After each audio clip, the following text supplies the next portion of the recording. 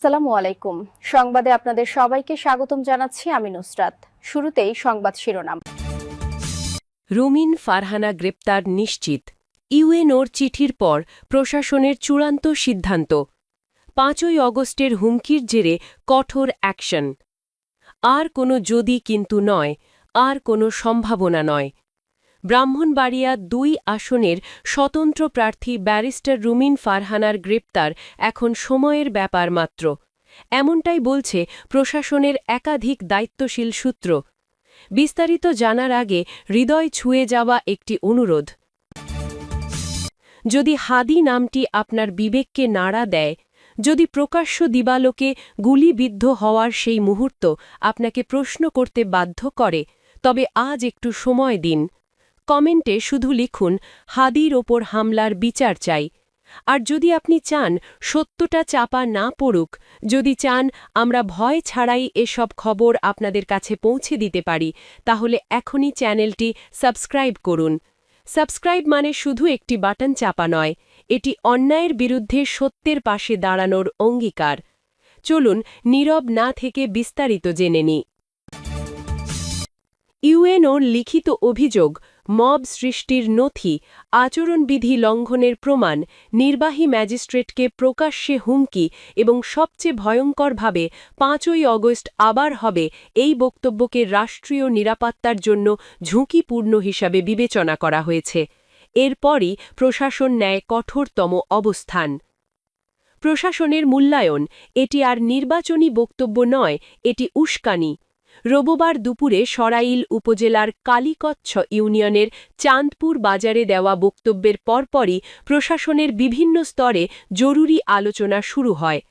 একাধিক গোয়েন্দা ও প্রশাসনিক প্রতিবেদনে উল্লেখ করা হয়, রুমিন ফারহানার বক্তব্য নির্বাচনী আচরণবিধির গণ্ডি ছাড়িয়ে জনমনে আতঙ্ক ও সাংঘাতিকতার সৃষ্টি করেছে।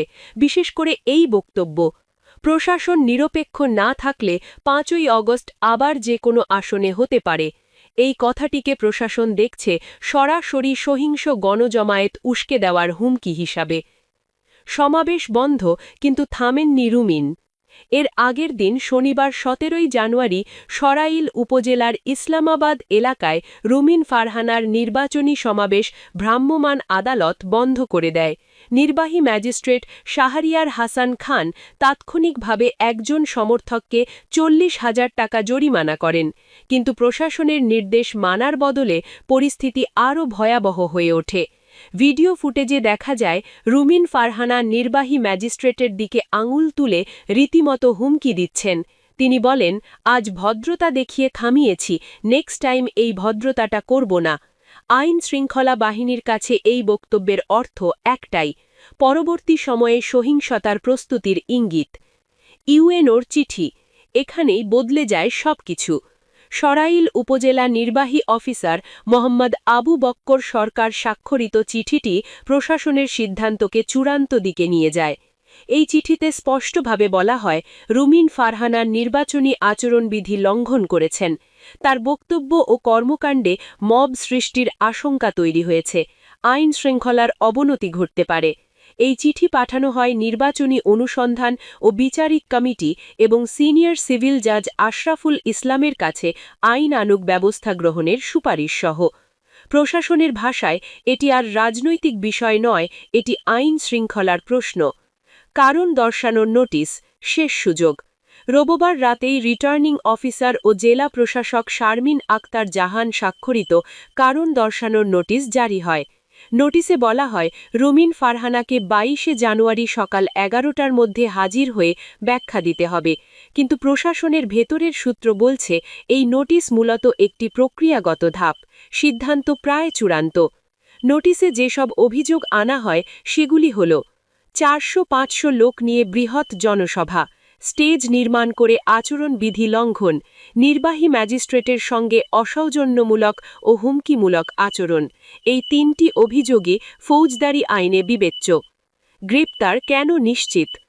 আইন ও প্রশাসন সংশ্লিষ্ট একাধিক সূত্র বলছে, ম্যাজিস্ট্রেটকে হুমকি দেওয়া দণ্ডনীয় অপরাধ, নির্বাচনী সময়ে জনতাকে উস্কানি রাষ্ট্রীয় নিরাপত্তার ঝুঁকি, মব সৃষ্টির অভিযোগ থাকলে তাৎক্ষণিক গ্রেপ্তারের আইনগত সুযোগ রয়েছে। এ কারণে প্রশাসনের প্রস্তুতি এখন একেবারে স্পষ্ট, গ্রেপ্তার করে পরিস্থিতি নিয়ন্ত্রণে আনা।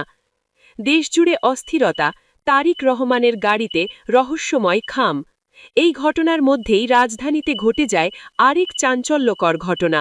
বিএনপি চেয়ারম্যান তারিক রহমানের বুলেট প্রুফ গাড়িতে এক মোটর চাকরিক চালক স্কচ টেপ দিয়ে সাদা খাম লাগিয়ে পালিয়ে যায়। এই ঘটনায় গোটা নিরাপত্তা ব্যবস্থায় তোলপাড় শুরু হয়। রাজনৈতিক বিশ্লেষকদের মতে দেশজুড়ে নির্বাচন ঘিরে অস্থিরতার আবহেই রুমিন ফারহানার বক্তব্য প্রশাসনকে আরও কঠোর করেছে।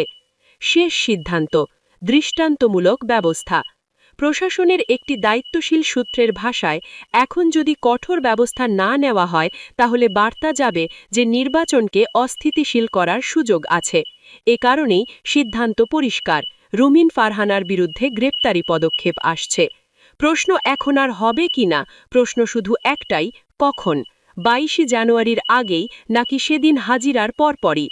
ব্রাহ্মণবাড়িয়া 2 আসন এখন পুরোপুরি প্রশাসনের রাডারে। একটি বিষয় নিশ্চিত, এই গ্রেপ্তার শুধু একজন প্রার্থীকে নয়, পুরো নির্বাচনী মাঠকেই কড়া বার্তা দেবে।